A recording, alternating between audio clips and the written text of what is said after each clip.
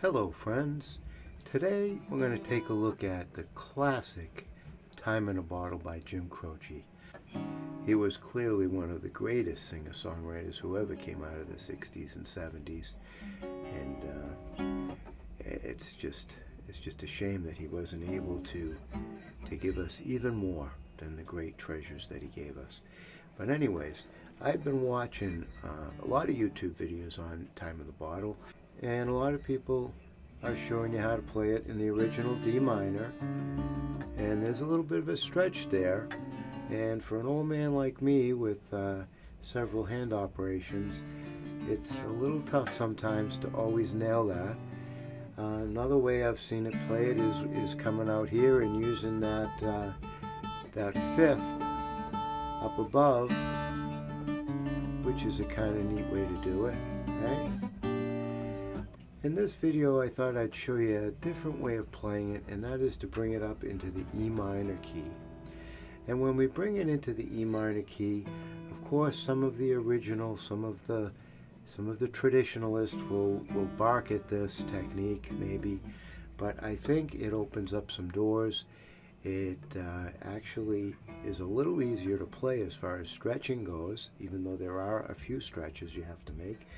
And I think it kind of opens up the whole C major open string concept, which is very interesting and very usable in creating some cool sounds, because the guitar, the way it's tuned and using the open strings, can really become an advantage to someone who's messing around, especially with playing tenths, which this song, no matter how you play it, this song is all about playing tenths, right? And of course, you know tenths from the famous Paul McCartney tune, right? And playing tenths on the guitar is really very cool. Of course, Paul McCartney does a little thing here where he goes to tritones, right? But basically, it's a song that's played in tenths. And again, Time in the Bottle is also a tune that is all about playing in tenths. So let's take a look at this. Again, I'm playing it in E minor, but I'm playing a C chord, a basic open C chord, and bringing it up to the 5th and 7th fret, okay?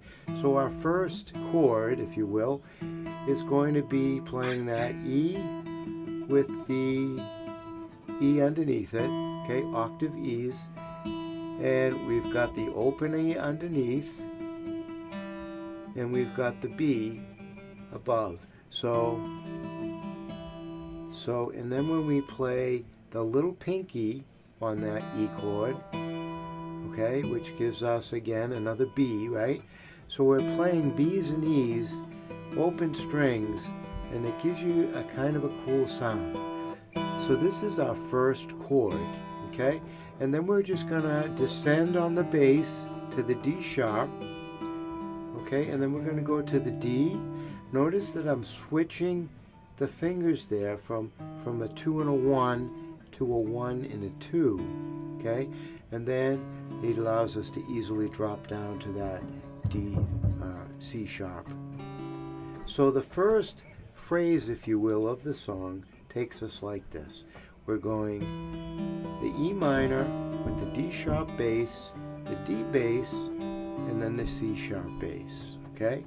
We come to the C with the E and the A, which is almost an A minor chord really, but again, using that open G string to get the 7th of the A minor, so it's really A minor 7, and then we pluck out that, we go to 6 and 7, 7 and 8, and then we come back down and we just do straight tenths, right? 2 and 4, 4 and 5, 6 and 7, 9 and 10, 7 and 8, 6 and 7, right? So it's, and then we're back into the E minor. Now in the second phrase, the E minor goes like this. We start the same, the E minor, but now we skip over the sharp there, and we go right to the D with the G, E, B, right? So we're going E minor, the D in the bass, and then we go right back to the C, which is the A minor chord, right? And we go sharp on that. So this looks something like this. E minor, down to the D, C, C sharp, and then back to the E minor, right back to that A minor, and now again with tenths we go back to the 2 and the 4, the 4 and the 5, the 6 and the 7, the 2 and the 4, and we do a little 4 and 5, we do a little slide there, a 2 and open, okay? So that's the second phrase. So again, from the beginning on the second phrase, E minor, down to the D, down to the C, C sharp, back to the E minor, back to the C with the A minor, and then, and don't get locked up there, just bring that down like that. And that takes us through the whole verse, if you will. So from the beginning it sounds like this, right? If I could save time in a bottle, the first thing that I'd like to do is to save every day like a treasure, then again I would spend them with you. And that takes us into the verse. Now, playing this song in E minor, the verse becomes very, very easy to play because we're basically basing the verse off an E major chord, okay? But we only need to play the 2 and the 1. So the 2 on the 4th string and the 1 on the 3rd string, just a piece of the E major chord, okay? And we're just going to do straight finger picking, starting with the bass. And we're just going to come back down. So we're going to go all the way up and then back down. And each one that we do, we change the bass on that, okay? So it's going to start with 2 and 1. And then we're going to slide the 2 down to get the E flat or the D sharp, right? And then we're going to make a little bit of a stretch to the 4th fret, which isn't too bad because it's, 1 finger per fret. So now here we are. That 1 doesn't change, right? So it's, and then we stretch out the pinky to get the C sharp, and then we go to the 2, and here we are with the good old E7 chord, right? So we're following the bass with the 4th fret, and then with the 4th string and then the 5th string, but the other 3 fingers on the bottom, just basically the same pattern, right? So it's, let's see, so we got da, da, da, da. Now we're switching out to an A with just a single finger. You can just slide that 1 up. Okay, and then you can either use the 3 or the 4 on that. So it's da, da. Now we're doing a little switch with the 2 and the 3. The 3 is now taking the place of where the 1 was. Okay, and then we got the 2 and the 3, which is an F sharp A, B, C.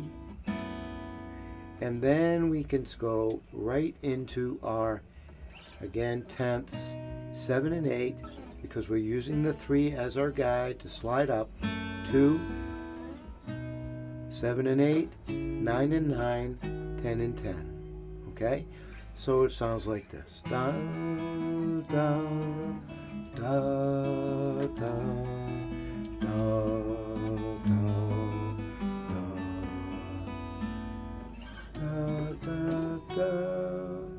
Okay, notice the 3 used as the guide to just slide up.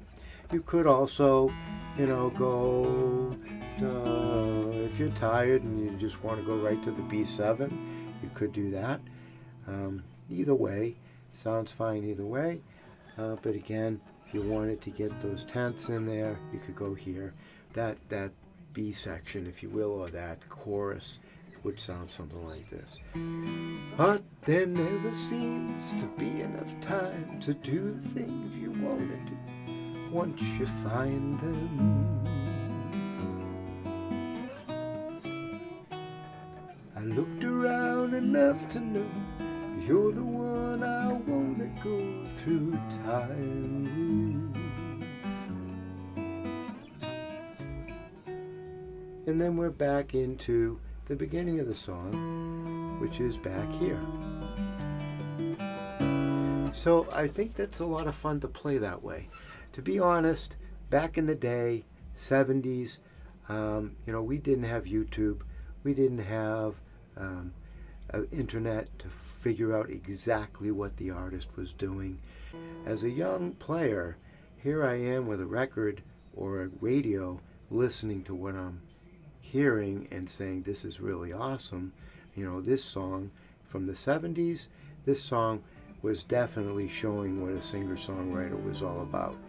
And so I took those sounds and I naturally levitated toward playing this up here in E minor. Of course, later I found out, hey, you're doing it wrong, you're in the wrong key. But still, it was very comfortable for me to do, and it's kind of how I've been doing it since the 70s. I think it opens up a lot of opportunities on the open C, and so that's why I'm sharing it with you. Maybe you can do something more with it. Maybe you are adamantly against playing it in E minor, and you insist on playing it in D minor. That's perfectly fine. It's up to music is a journey. Music is again, I am a proponent of the artist is the expert on their song, but as an interpreter, as a musician, as someone who likes to be a little original, though, I can't really claim much originality to this. It pretty much follows the standard of Jim Croce, and why would you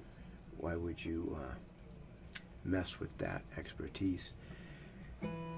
But the bottom line is, I think that there is something to be said for playing it in E minor.